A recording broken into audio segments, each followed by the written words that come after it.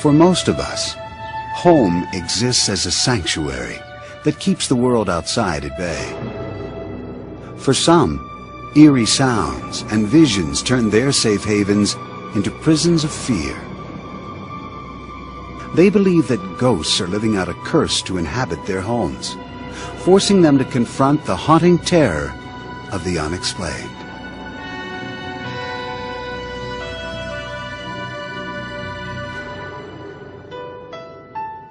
Since the day they married in 1987, police officer Tom Brown and his wife Linda had dreamed of owning a home. In 1996, the Browns, with their 2 children, moved into a 3-bedroom brick house on Twin Oaks Court in East Peoria, Illinois. Their dream had finally come true. It quickly became a nightmare on the very first night in the house. Tom and Linda were fast asleep when violent noises rose from the basement 1 floor below. It sounded like somebody was going through all of our stuff in the basement. I got up, I thought, can't be. So I went downstairs, and you could hear just plain as day, somebody's moving boxes around, throwing stuff around. It sounded like somebody was mad, just throwing stuff. Nothing's moving. Nothing's going anywhere. You could hear it, but you couldn't see nothing. Convinced that the stress of the move had been too much, Tom and Linda dismissed the incident until the terrifying sounds returned the following evening. This time, even louder. Doors knocked and slammed. Heavy footsteps shuffled on the linoleum kitchen floor, just outside their 3-year-old daughter Chelsea's room. I heard squeaks on the floor, and it was just like someone was walking in the floor. I kept hearing these noises again, and I was just really scared. And I went back in, I sat on the edge of her bed, and I still didn't see anyone out there, but I heard the noises, and it was unbelievable. But it was like someone was watching Chelsea and I. Tom and Linda were beginning to believe that someone was watching them, someone they couldn't see.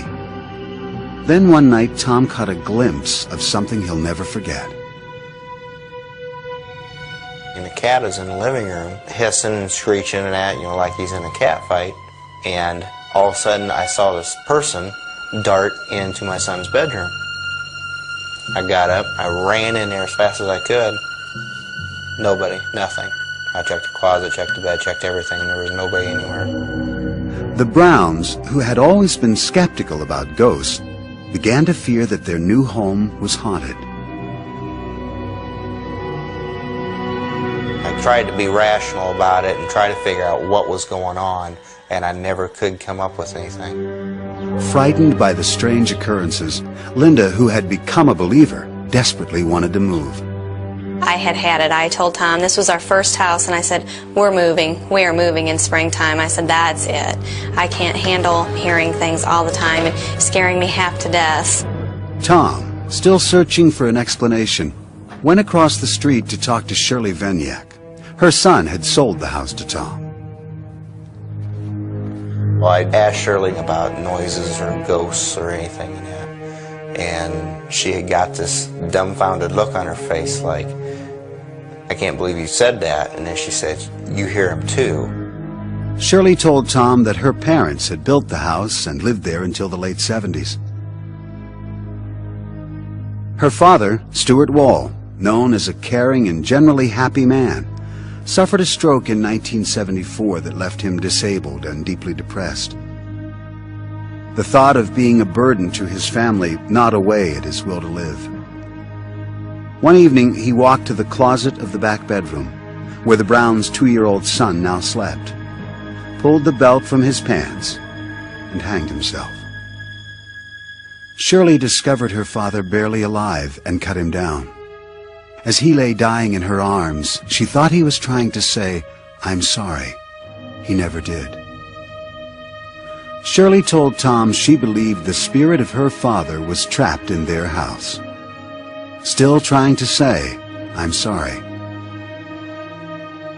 The story finally convinced Tom that he and his family were living with the ghost of Stuart Wall. Tom felt helpless with nowhere to turn until he read in the local papers about a man who investigated hauntings. Rob Conover, a former private investigator, used to dismiss those who believed in ghosts. Until one night when he set out to prove that a so-called haunted building was a fraud.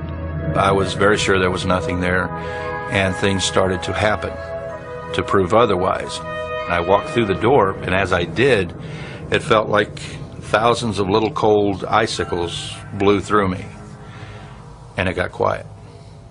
And I said, they're gone. And I think it was at that point I said, there's something to this. And when I came out the next morning, I had a whole different attitude. This experience made Conover a believer, forcing him to change his title from private investigator to paranormal investigator. From then on, he devoted himself entirely to ghost busting. After he spoke with Tom about the supposed ghost of Stuart Wall, Conover reluctantly agreed to investigate. There are a lot of times I have to go tell people, no, you don't have a spirit. This is what's making the noise, whether it be a unruly refrigerator or air circulating through the vents at a certain time, causing a sound that sounds almost human-like, like footsteps or moaning or screaming or things like that. The Ghostbuster claims, however, that he can tell when a ghost is real. He says he is sensitive to what he calls energies in houses that contain spirits. He searches for supposed cold spots, which he says signal the presence of a ghost. When I walk into an area where there's a spirit, there's a feeling that comes over me that is very hard for me to describe. The closest I can get is to say it's like a cool electrical shock without any pain, from toes to head. After the initial interview with Tom and Linda, I did a walkthrough and definitely picked up feelings. This is the room where it took place, isn't it? Conover sensed the ghost in the same places where the Browns had heard the noises. He was certain that Stuart Wall had become a tormented spirit, prowling the halls of what was once his home, and now his purgatory. Conover resolved to help the ghost find his way out of the land of the living and into another level.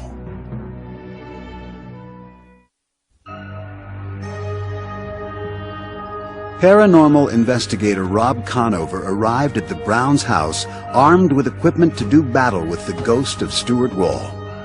20 years before, Wall had committed suicide in the back bedroom. Conover believes that his tormented spirit now prowled its halls, and he was confident that he could coax this troubled spirit through the light, his term for moving ghosts from this world to the next. When we pass away, we're all confronted with the light. And for us to stay on this side and not go through the light, the reasons for that are because we're attached to a person, place, or object on this side that we feel we have to protect or be with. Conover and his assistant began to walk through the house looking for Stuart's presence. Tom Brown, the owner of the home, and Shirley Vaniak, Stuart's daughter, followed closely behind them. I felt Stuart's presence. These stockings began to go back and forth by themselves. And I said out loud, so Stuart, you have my attention now. Do I go in the house or do I go in the basement? And at that point there was a loud bang in the basement. So we went down into the basement and his presence felt big time. They focused a video camera on the room, lit several candles, and turned out the lights. With a Bible in his hand, Rob called out to the spirit, asking it to show itself to Tom and Shirley. Stuart, I know you're down here. I explained to Stuart that God is a merciful God, and Stuart had been a good person all of his life. He had helped many, many, many people, and I believed that God had a place for him on the other side and was waiting for him. After more than an hour, the supposed ghost still had not responded to Conover, but the investigator was certain of the spirit's presence. I could see Stuart's ectoplasm. The ectoplasm is the energy that goes in front of a spirit that helps him move through the air. It's made up of electricity and energy. And I was able to see that.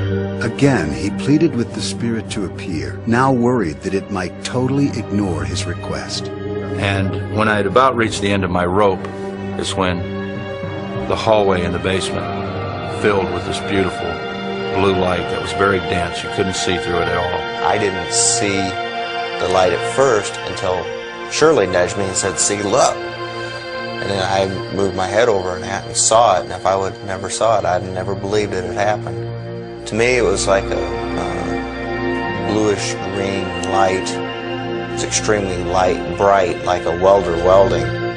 Then, in a matter of seconds, the blue light faded away.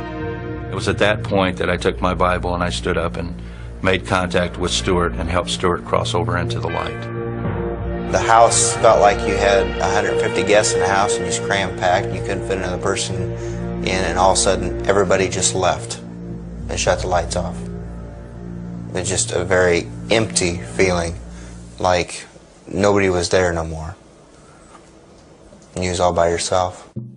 Conover says at that moment the ghost of Stuart Wall left the house forever. The investigator immediately turned to the camera, excited about seeing the event on tape. This is what they saw. Yeah. Guys. Oh, look at the light. Tom, being a policeman, said, "I want to look at your videotape because I know that light's on the videotape." We put the videotape in. You heard our conversation, but there was no light on the videotape. And Shirley said, "Why?" And I said, "Because we were the only ones meant to see that light." Since that night, calm has returned to the house on Twin Oaks Court. The mysterious sounds and terrifying visions are gone.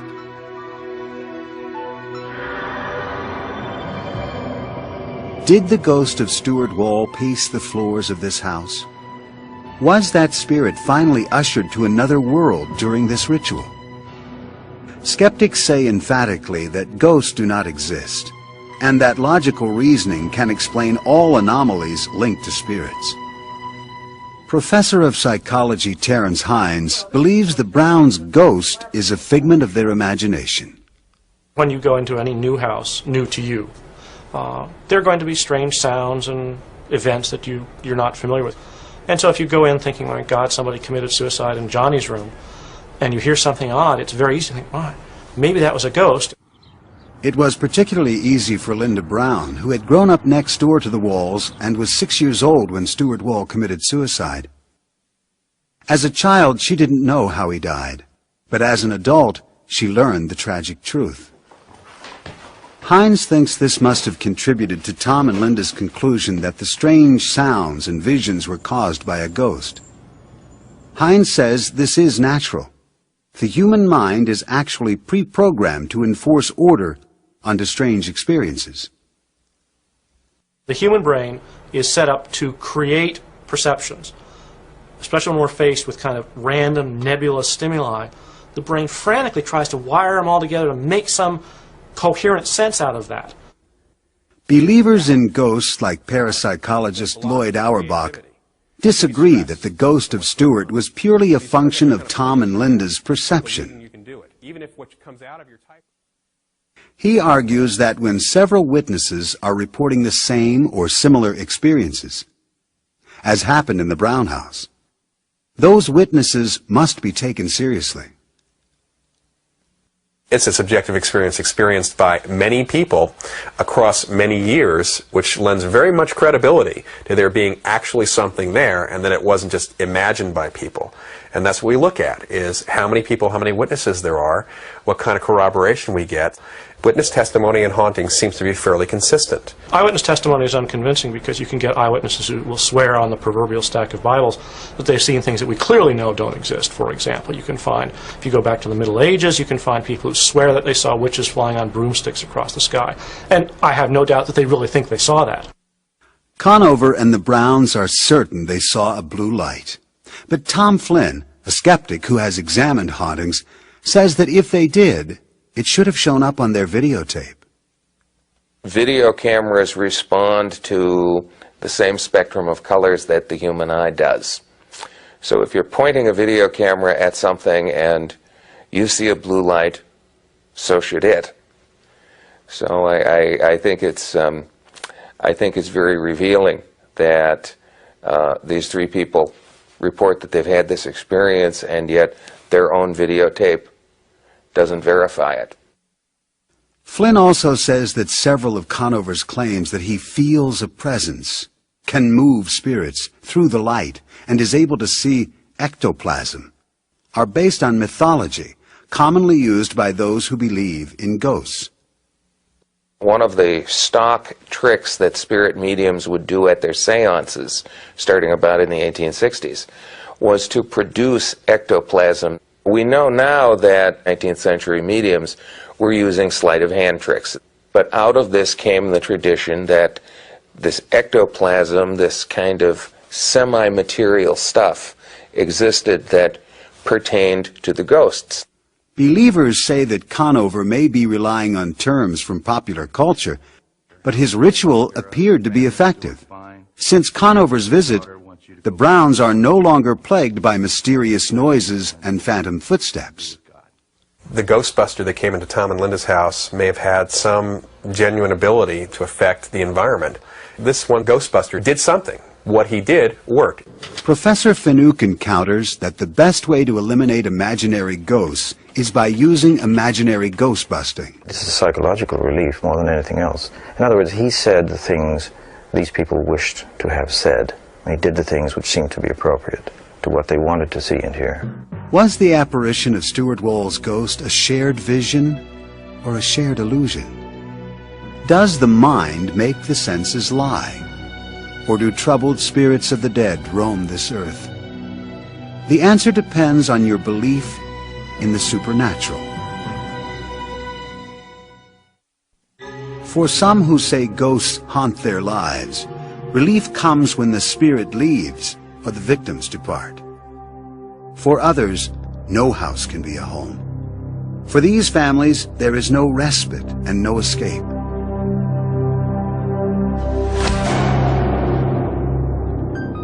A painful divorce in 1968 left Beth alone with a small child and little money. She was rebuilding her life when she met Bob Batesel a few years later. They fell in love, got married, and Bob adopted Beth's daughter, Leah.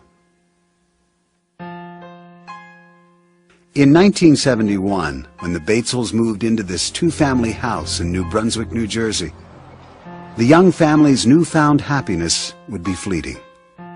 Strange events began happening in the house. At first, Bob and Beth dismissed the odd activity. Lamps swinging, doors opening and closing, objects appearing in the wrong places. Then they were forced to confront the terror trapped in the walls of their new home. The pungent smell of rotting flowers wafted throughout the rooms. Temperatures supposedly rose to sweltering levels for no apparent reason. They began to witness shocking sights. Knives, forks, and baby bottles darted about the house, making them fear for their lives. I felt very scared, unsafe, undermined. You didn't know what was coming next, and that's a very undermining feeling of never knowing that the ground or the rug is being pulled out from under you. So you didn't know what to expect, so you were always aware. So the stress level was very high. The ghastly events escalated. The Batesels claimed they were attacked by small objects hurled about the house by unseen forces. I had some friends over for lunch, and just out of nowhere, the bathtub stopper, a round bathtub stopper, just came flying between two of us that were seated at the table as though someone just threw it. The moving objects became even more threatening. One night, Bob and Beth were paralyzed with fear as they watched a lit cigarette drift down from the ceiling. We just didn't know what to do because we didn't know whether to reach out and grab it, if someone were actually holding it that we just didn't see. If it hit the floor, would it start a fire? We just didn't know what to do.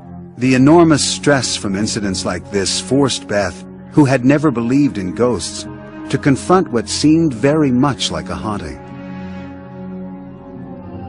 Word of the Batesels' ghost spread, and a spiritual group interested in paranormal activities asked to conduct a seance in their home. Bob and Beth, at a loss for an alternative, agreed. We felt we were drowning in a sea of phenomena that we could not explain. We had never had this before, we didn't know anything about it at the time, and we needed help. The group gathered with Beth and Bob around the dining room table. They closed their eyes and joined hands. When the psychic called out to the spirits, the ghost began to speak through her. Beth secretly taped the proceedings. Can you tell us your name? It's my land. And you get out. Well, if we could investigate to see if it is your land, maybe we would get out, but you'll have to help us and tell us what your name is. My name is George Baxter. George Baxter? This land belonged to me. I bought it in the year 1872. Now you look that up, mister. We will, George. The next day, Beth went to the New Brunswick Library to research the history of the house. She discovered a George Baxter had bought the land in 1872. Beth was stunned, but Bob remained skeptical until a few weeks later, when they found threats written in lipstick and marker on the walls and mirrors. Now Bob was certain that his house was haunted.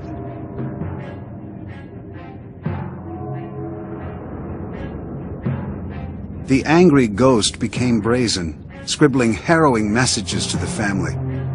What you see here are the actual notes that Bob claims were written by the ghost. As the alleged hauntings escalated, the Batesels could no longer keep their 8-year-old daughter safe from the ghost. I knew something was going on. You'd have to be an idiot not to know something was going on when on your 8th birthday you wake up in the morning and there are red crosses all over the walls and the words "Go Dead" written.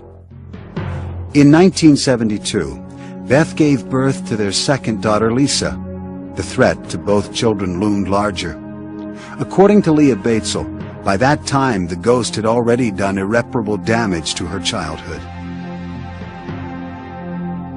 It is a hell house. It's the house from hell. As far as I'm concerned, that house destroyed what prior to moving in there was a normal 4-year-old girl.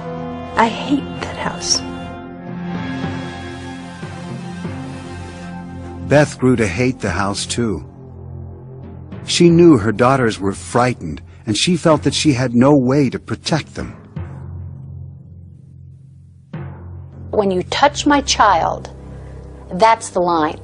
And that's what happened. There were a number of incidents, a couple in particular, that were very, very focused on our children, and we felt that that was it and we had to leave. Unwilling to do battle with their ghost any longer, the Batesels packed up all their belongings and moved, certain they were leaving the violent spirit behind. Their desperate attempt to escape only took them deeper into the mystery.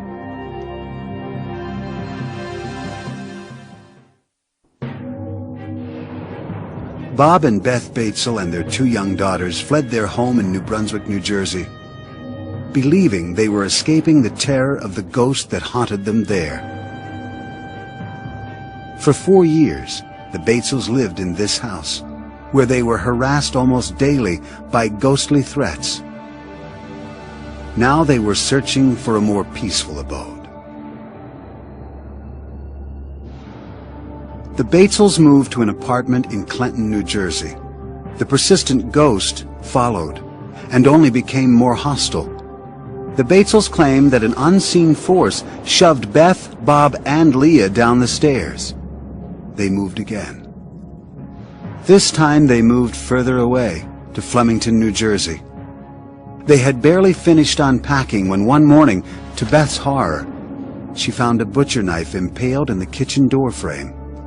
She knew then they had not eluded the vicious spirit. Once again, we moved into a new place, hoping that the phenomena was over and it would have stayed far behind us, and we could just pick up where we always were, trying to be a normal family. From 1971 to 1985, Bob and Beth moved 11 times. and their lives were anything but normal. We lost friends because we couldn't explain anything, and everybody was looking for an explanation. Everybody would blame us. It's happening to you, therefore, it's your fault. With no one to turn to, they united to battle their demons. They built their last house from the ground up in Lake Ariel, Pennsylvania, hoping the fresh start would finally eradicate the ghost. It didn't. The first weekend after moving into the Lake Ariel home, a ghost left the Batesels a most horrifying welcome.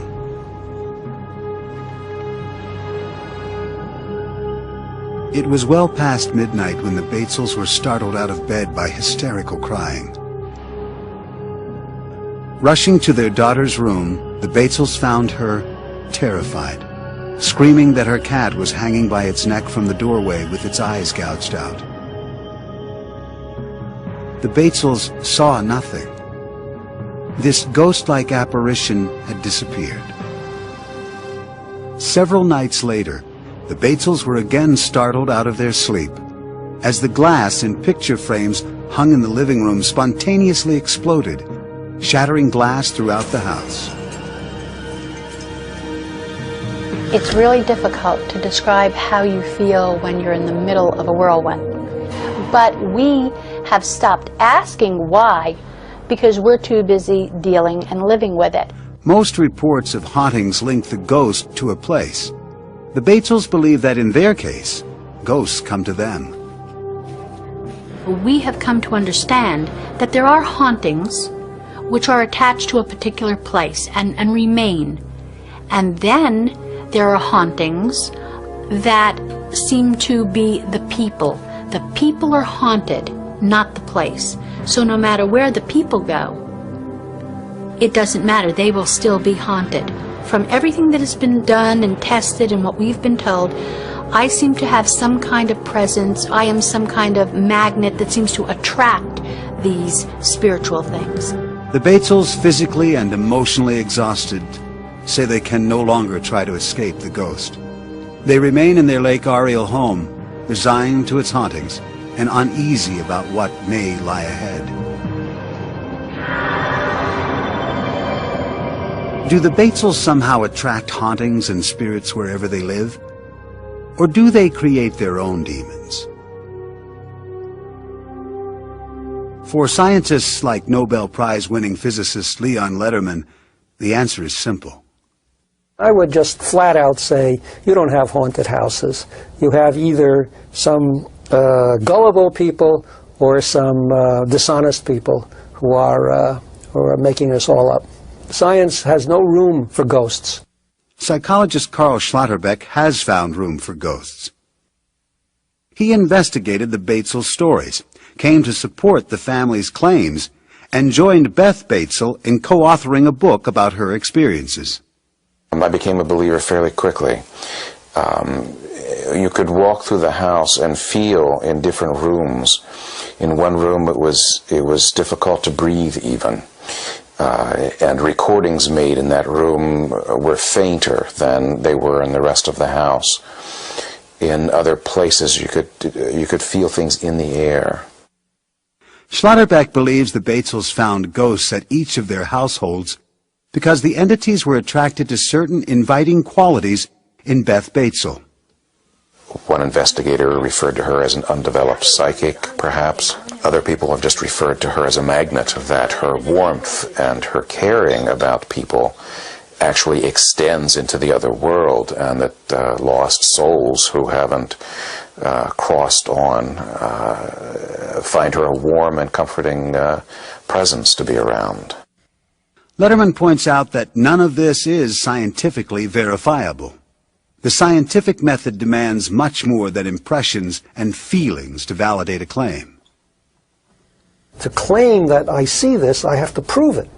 The burden is on the owner of that site or the writer of the book.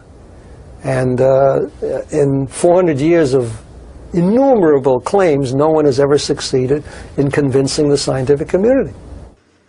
Parapsychologist Lloyd Auerbach finds proof in the Batesels' reports of objects floating and moving through the air.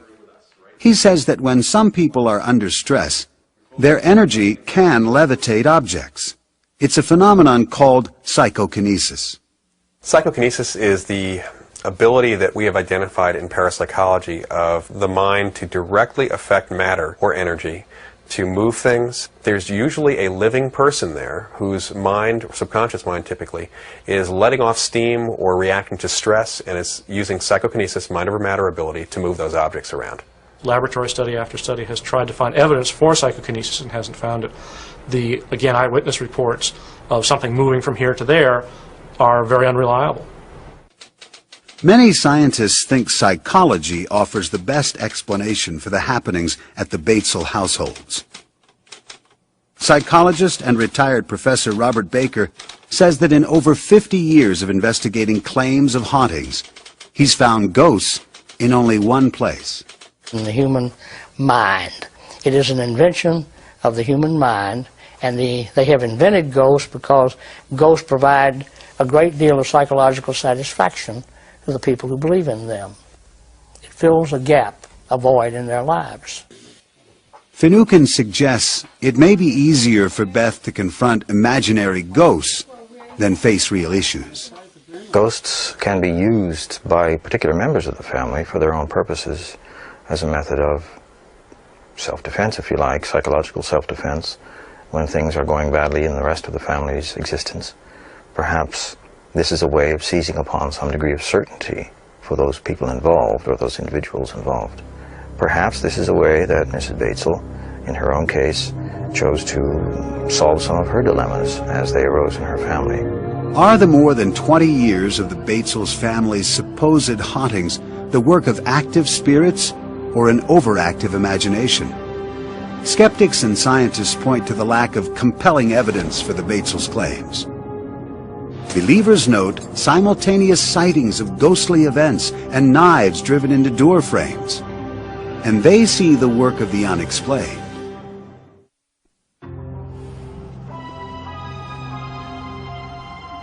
For centuries, Native American elders have passed down legends that tell of hidden places deep in the mountains of Colorado. For the spirits of the dead, these sites are sacred portals that provide passage in and out of this world to the next. For the living, these places are mysterious gateways that offer a glimpse of the unknown.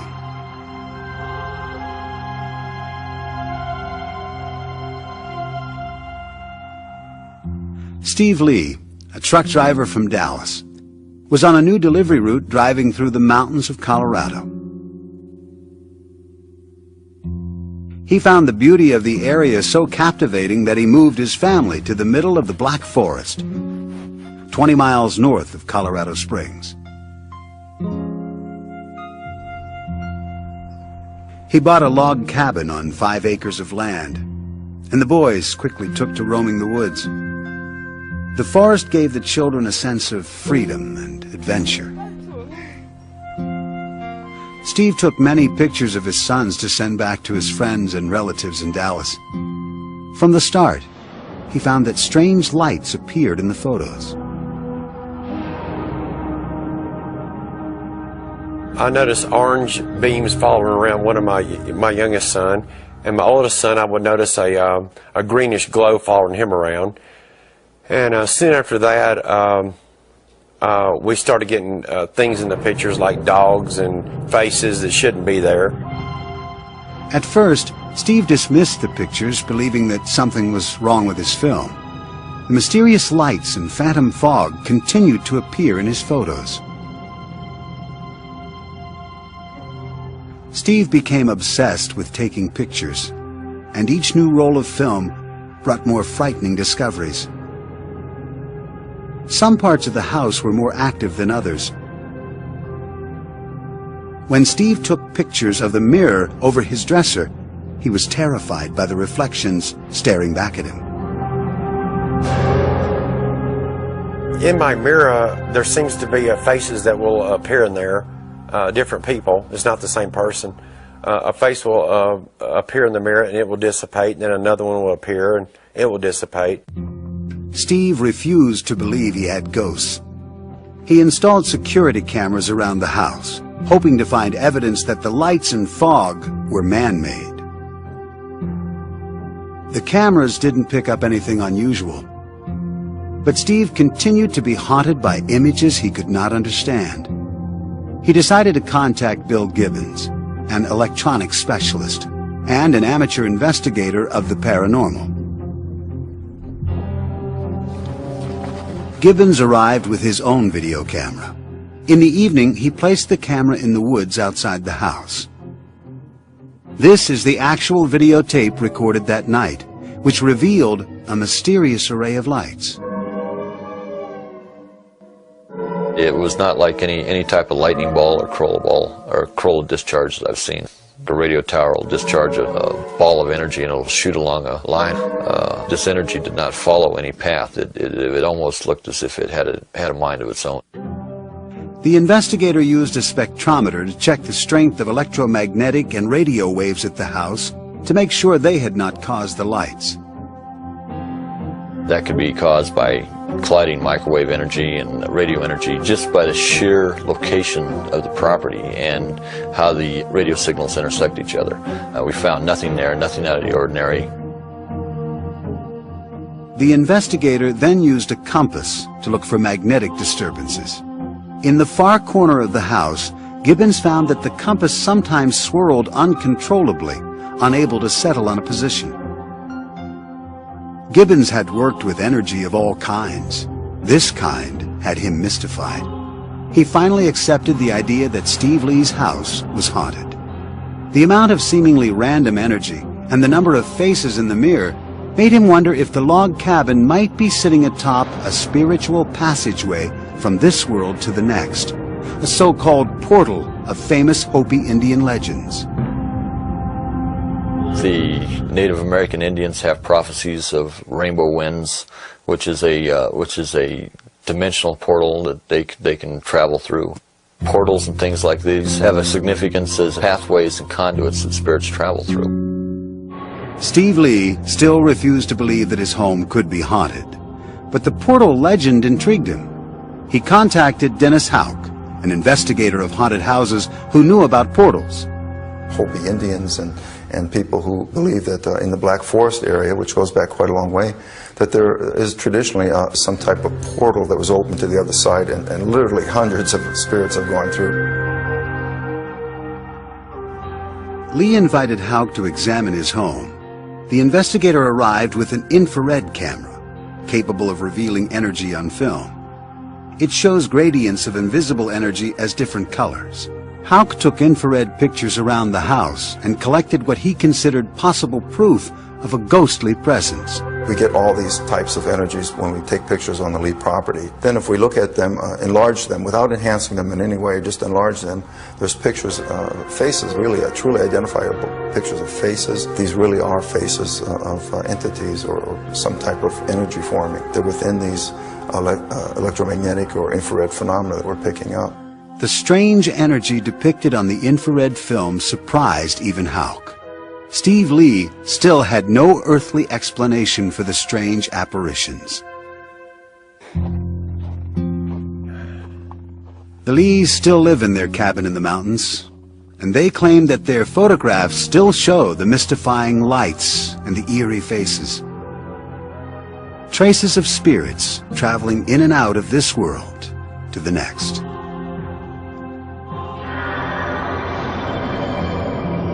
Is the Lee house filled with spirits moving through a legendary portal? Are the surprising photographs evidence of a new kind of energy that allows ghosts this passage? Scientists and skeptics offer a resounding no. Tom Flynn, a photo expert, believes many of the anomalies on the photos have logical explanations. I've examined the Lee pictures, and I find far more evidence of common camera problems than of the supernatural. I think that most of these mysterious fogs are various items, including the camera's own strap, that stray very close to the camera, so close that they go out of focus, so close that they're blasted bright white by the on-camera flash. It also creates a lot of lens flare. And that's where you get the characteristic little round transparent circles that kind of glow whitish.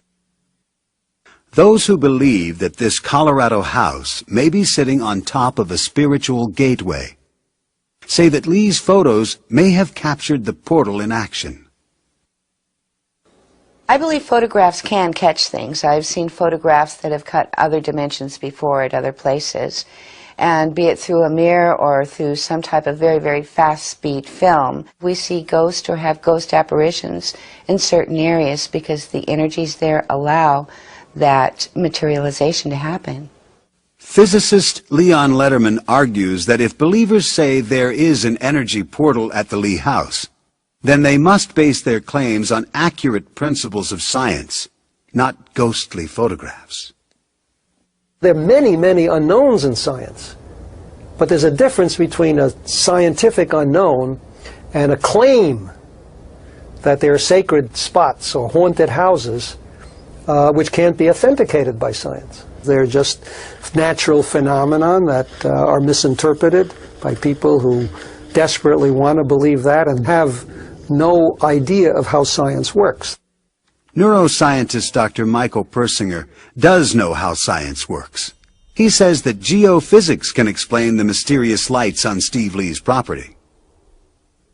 When you have geophysical forces focused, even small ones, little teeny ones from the point of view of geophysics, but when you focus them into a small space for a brief time, you can get tremendous magnetic fields generated. If that takes place, you can get fluorescent and light thresholds generated, very much like a will-o-wisp or electrostatic discharges. And if it's above the luminogenic threshold, you can photograph like any other kind of electrostatic phenomena. Persinger says that these strange anomalies in the Earth's natural electromagnetic field are found in many supposedly haunted sites. And sometimes they intersect with the brainwaves of people who live there, producing haunt-like feelings. It's a theory he has tested in his Sudbury, Ontario laboratory.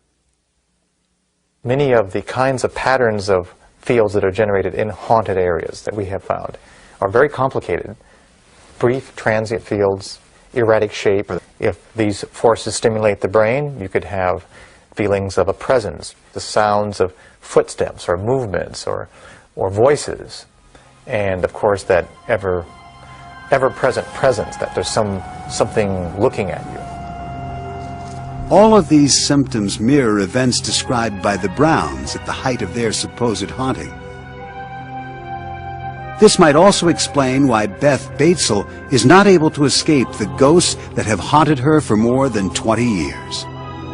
Certain highly creative people are more sensitive to these mysterious geophysical forces than others, a fact that for many believers justifies their claims of ghostly encounters.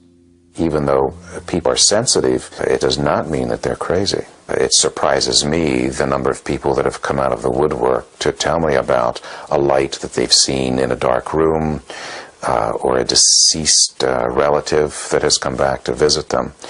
And so that this is a much more common phenomenon than we think, but people are hesitant to talk about it because of the implication of some kind of psychopathology. Some skeptics think that belief in ghosts persists even in the face of scientific skepticism because it stands as such a deeply held cultural belief. In a sense, ghosts are in people's heads, but in another sense, culturally and socially, they do exist for them, and indeed for many other people in that society. They are human constructs. So is music, so is poetry. I mean, we have to accept these things, these ghosts, all to be respected as creations of the human mind. Believers object to the idea that ghostly encounters are creations of the human mind. Rather, they insist that hauntings deserve respect because the restless spirits are real. When you come face to face with it, then you have to deal with it as reality, because when you're face to face with something, it is reality. From restless spirits to ghostly gateways, hauntings have the power to instill terror and fear in those who believe in them. Is the ghostly presence actually the work of our own creative minds? Or is it the labor of troubled spirits cursed to roam the earth? For those who have experienced a haunting presence, They know they are living on the threshold to the unexplained.